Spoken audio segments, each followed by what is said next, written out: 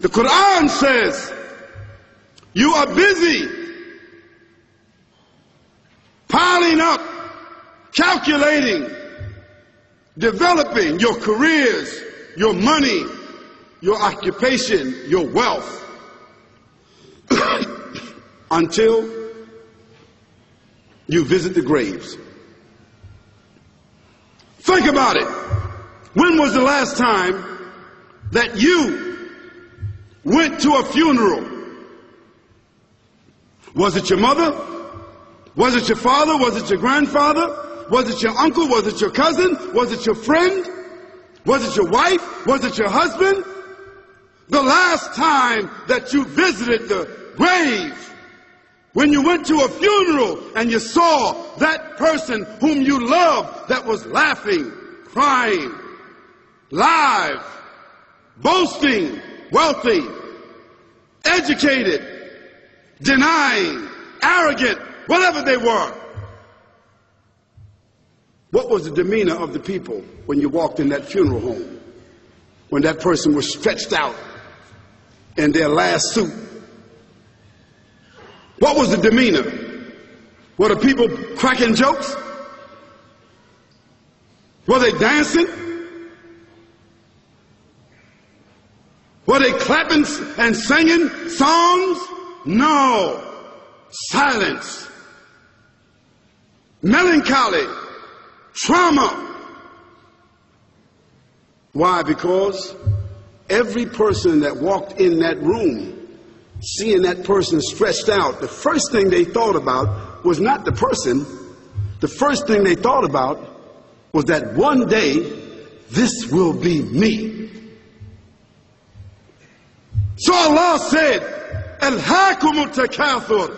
All of us, all of you are engaged in running your mouths, doing your business, multiplying, buying houses, cars, business, whatever you're doing. And when you're told about God, religion, life, morality, you're saying, look, I ain't got no time for that. I ain't got no time for that.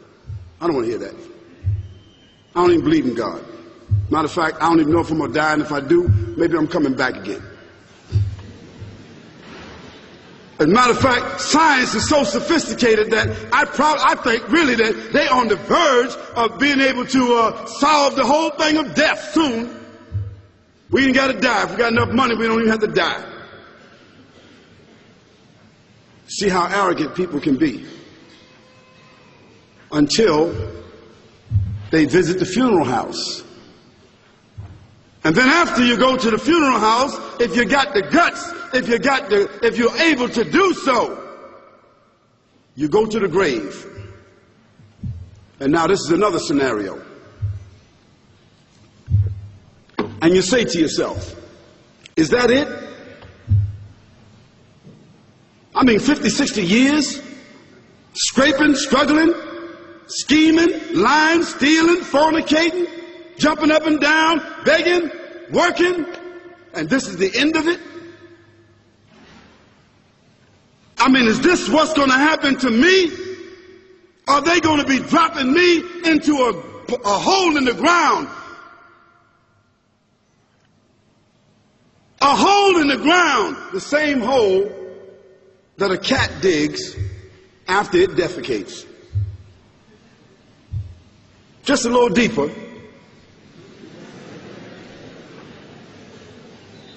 But for the same reason. The cat digs a hole because the cat has dignity.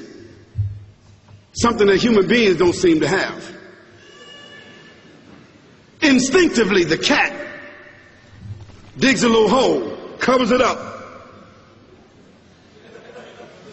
Humans have got to be taught to do that. But it's for the same reason. So you and I, we're going into a hole a little deeper than the one the cat dug. And all the people that's crying, pulling out their hair, screaming, almost acting like they falling in the thing with you. They want to just jump in there with you. Not really though, you know, it's all an act. Because ain't nobody really going to jump in there and stay in there. They don't love you that much.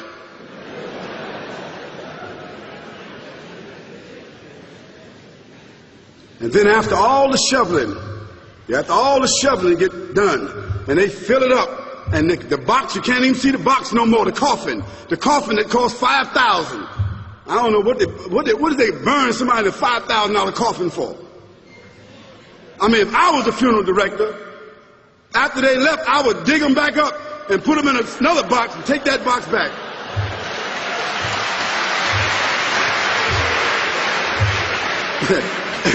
and honestly, I'm telling you, that's what they do. Yeah.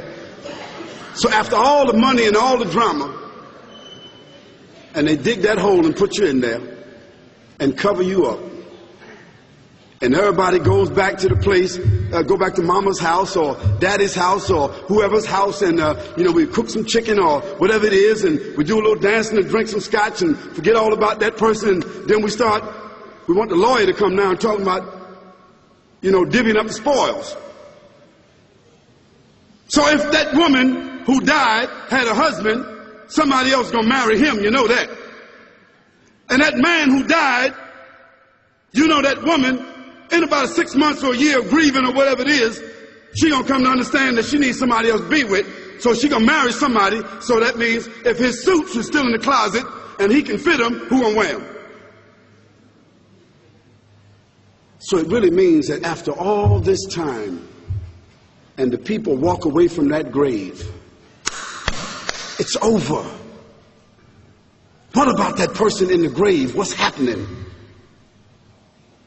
Because you know and I know that death is almost like sleeping. Death is like sleeping. Your body is gone. Your body is dead. Your spirit is gone. But your consciousness is there.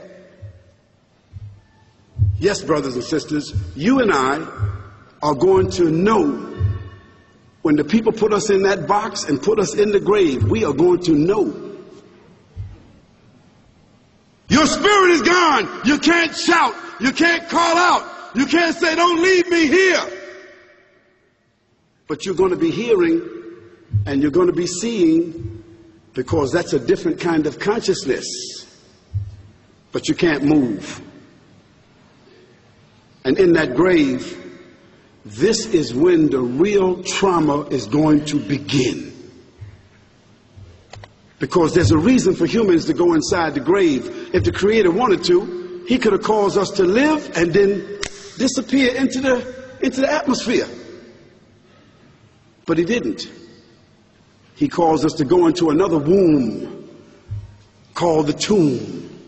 You started out in the womb of your mother, and you wind up in the womb of the earth called the tomb. From the womb to the tomb.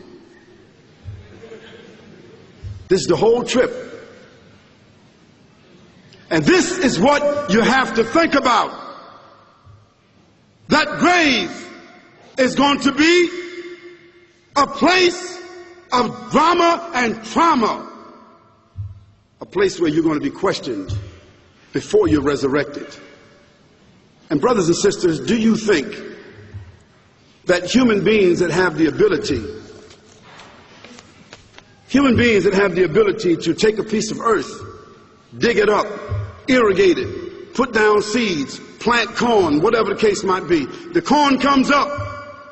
They harvest the corn. Then after that, what happens? They cut it down, dig it up again, put new seeds in there, and what happens after that? Comes back up again. What happens in the winter? All the leaves fall off the trees and the earth goes dead. And what happens in the springtime? The water comes, generates the earth again, germinates all over again, new grass, new leaves, new flowers, new fruits. So Allah says, and a sign for them is the dead earth. After that, we give it life. And then you eat the fruits from that. So Allah says, the one who gave you life in the beginning, is He not able to give you life all over again in order to judge you? Yes, certainly. You may want to deny it because you don't want to be judged.